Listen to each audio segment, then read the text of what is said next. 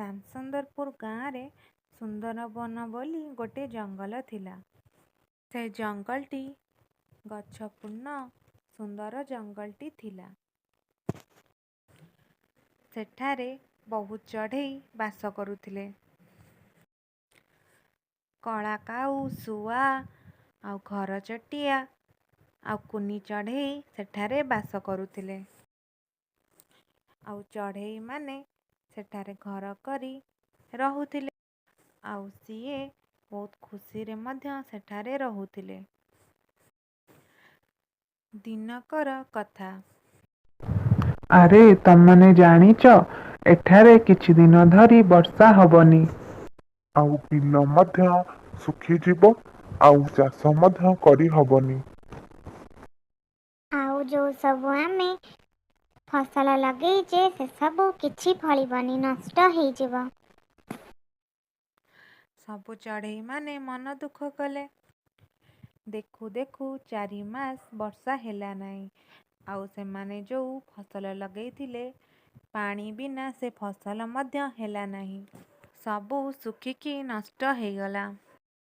ଆଉ ସେଠାରେ ମଧ୍ୟ ଗୋଟେ ଚଢ଼େଇ ବାସ କରୁଥିଲା। ତା ନାଁ ଘରଚଟିଆ। ସ୍ୱାମୀ ସ୍ତ୍ରୀ 2 ଜଣ ରହୁଥିଲେ। ଆଉ ସେମାନେ ବହୁତ ଧନୀ।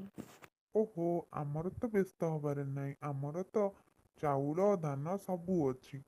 ଆଉ ଆମେ ଖୁସିରେ ହଁ ରହିବା। ଯେ ଆମେ ରହିବା, ହେଲେ ଅନ୍ୟ ଚଢ଼େଇ ମାନେ?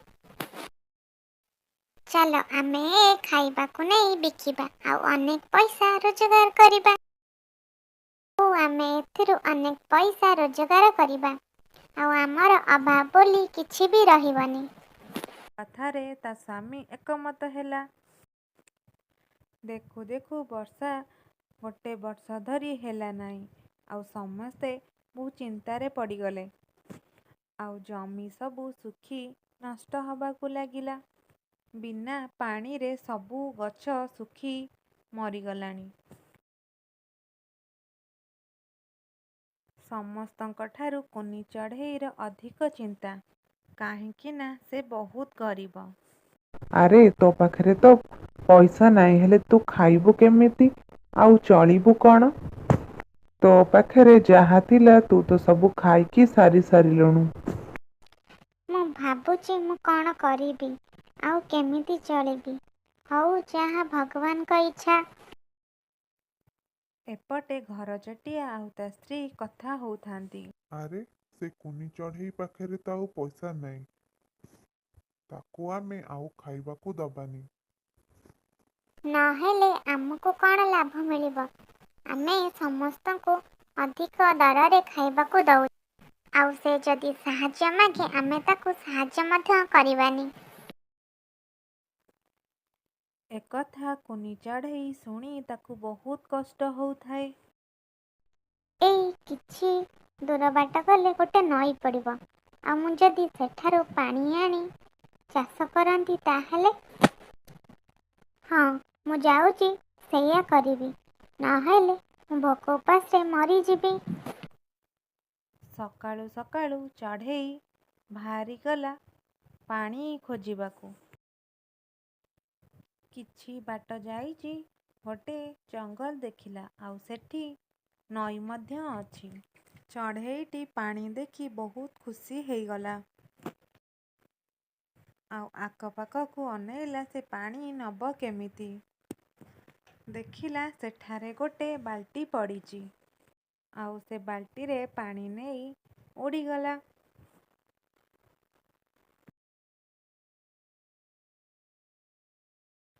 ଗୋଟେ ଖାଲ କରି ସେଠାରେ ସେ ପାଣି ଢାଳିଲା।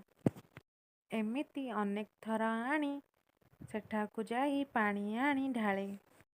ଆଉ ସେ ଜାଗାରେ ପାଣି ମଧ୍ୟ ହେଇଗଲା। ଛୋଟ ଟୁବଟେ କରି ପାଣିକି ସଞ୍ଚୟ କରି ରଖିଲା। ତାପରେ ସେ ପାଣିକୁ ମାଠିଆ ସାହାଯ୍ୟରେ ବିଲକୁ ନେଇକି ଗଲା। ତାପରେ ସେ ପାଣିକୁ ବିଲରେ ଢାଳି ବିଲକୁ କାଦୁଅ କଲା। ଏମିତି ଅନେକ ଥର ଆଣି ପାଣିକୁ ଢାଳିଲା। ଆଉ ବିଲଟି ଦେଖୁ ଦେଖୁ ସମ୍ପୂର୍ଣ୍ଣ କାଦୁଅ ହେଇଗଲା। ସେ ସବୁ ବିଲକୁ ହାଣି ସମାନ କଲା। ତାପରେ ବିଲ ସାରା ମଞ୍ଜି ବୁଣିଦେଲା।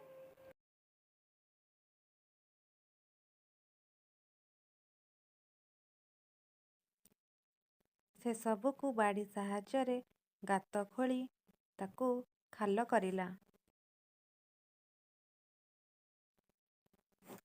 ତାପରେ ସେଥିରେ ଗୋଟେ ଗୋଟେ କରି ଚାରା ଲଗାଇଲା। ସେ ଚାରାର ବହୁତ ଭଲ ଭାବରେ ଯତ୍ନ ନେଲା ଆଉ ସେଥିରେ ପାଣି ସାର ସବୁ ଦେଲା। ମୁଁ ତ ଚାରା ଲଗେଇ ଆସିଲି, ବଡ଼ କେବେ ହବ ଆଉ ଫଳ ଫଳିବ କି ନାହିଁ ମୁଁ ତ କାହିଁ ଜାଣିପାରୁନି। ମୋ ପାଖରେ ଭଗବାନଙ୍କୁ ପ୍ରାର୍ଥନା କରିବା ଛଡ଼ା ଆଉ କିଛି ବି ନାହିଁ।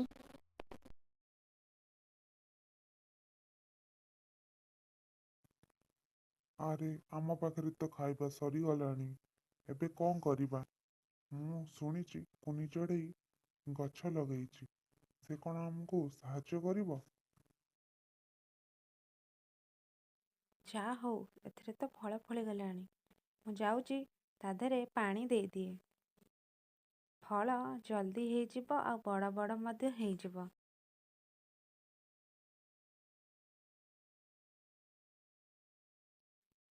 ସେ ଗଛର ବହୁତ ଭଲ ଭାବରେ ଯତ୍ନ ନେଲା। ଆଉ କିଛି ଦିନ ପରେ ସେଥିରେ ଫଳ ହେଇଯାଇଥିଲା। ସେ ଫଳକୁ ଦେଖି ବହୁତ ଖୁସି ହେଇଗଲା ଆଉ ସବୁ ଝୁଡ଼ିରେ ରଖିଲା। ତାପରେ ସେ ଝୁଡ଼ିକୁ ନେଇ ଉଡ଼ିଗଲା ତା ଘରକୁ। ଏତେ ଫଳ ନେଇ କ'ଣ କରିବ ଭାବି ଭାବି ସେ ଯାଉଥିଲା। ତାପରେ ଘରେ ଯାଇ ଭାବିଲା କି ସେ ସମସ୍ତଙ୍କୁ ଫଳ ବାଣ୍ଟିବ ଆଉ ଯାହା ବଞ୍ଚିବ ସେ ନିଜେ ଖାଇ ରହିବ। ସେଇ ଦିନଠାରୁ କୁନି ଚଢ଼େଇ ଖୁସିରେ ରହିଲା।